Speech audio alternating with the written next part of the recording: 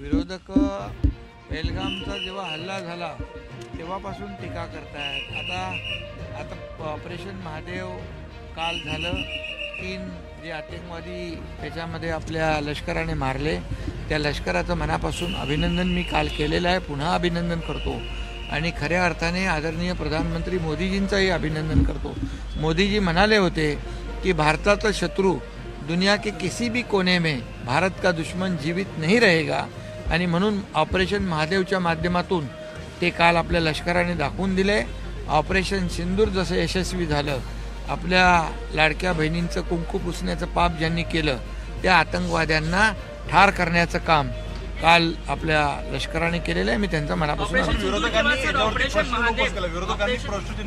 विरोधक आता पाकिस्तानची बोली बोलू लागलेली आहेत। पाकिस्तानमध्ये त्यांना फेमस व्हायचं आहे, पाकिस्तानमध्ये त्यांना शाबासकी मिळवायची आहे पाकिस्तानची, आणि म्हणून ते या ठिकाणी असं करतायत की या ठिकाणी आपले जे सैनिक आहेत, सेनेचे जवान आहेत, त्यांच्या कामगिरीवर, शौर्यावर प्रश्नचिन्ह निर्माण करणं, याचा अर्थ ही काही देशभक्ती आहे का? हे पाकिस्तानचं प्रेम आहे आणि म्हणून याचा निषेध करावा तेवढा थोडा आहे।